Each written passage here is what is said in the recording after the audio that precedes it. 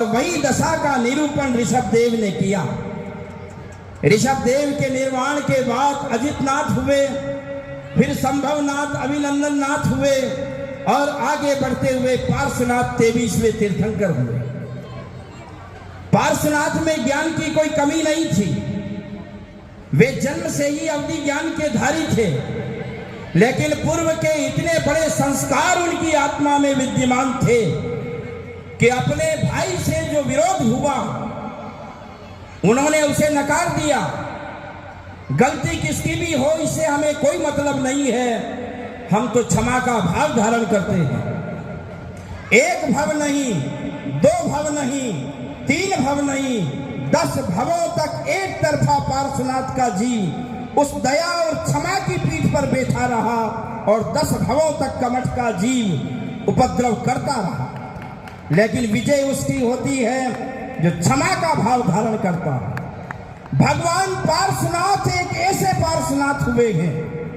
भगवान ऋषभदेव पर 3 ग्रंथ लिखे गए, भगवान महावीर पर 4 ग्रंथ लिखे गए, लेकिन केवल एक तीर्थंकर भगवान पार्श्वनाथ हुए हैं जिस पर 30 से भी ज्यादा पुराण लिखे गए इस देश में।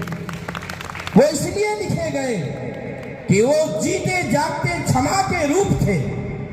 उन्होंने दुनिया को सिखाया। आज हम अपने भाइयों से 4 अंगुल जगह के लिए लड़ते हैं, 2 तोले सोने के लिए लड़ते हैं, एक दुकान के लिए लड़ते हैं, छोटी छोटी बात की फजीयत करते हैं और जिंदगी भर तक अपने भाई को और रिश्तों को बोलते नहीं है, कोर्ट और कचहरियों में घसीटते हैं। उन सबको भगवान पार्श्वनाथ पुराण पढ़ने की जरूरत है। दुनिया में कहां मिलेगा वो रिश्ता? यदि निर्वाण और सुख पाने की ललक है तो दुनिया के इन सारे द्वंद्वों को छोड़ना पड़ेगा।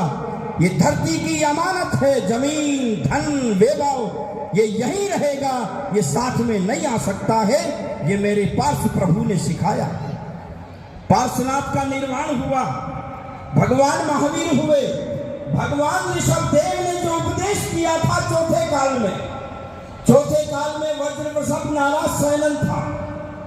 शरीर में दृढ़ शक्ति थी, बंदूक और वज्र की गोली भी शरीर को छेद नहीं कर सकती थी, अकाल मरण नहीं होता था।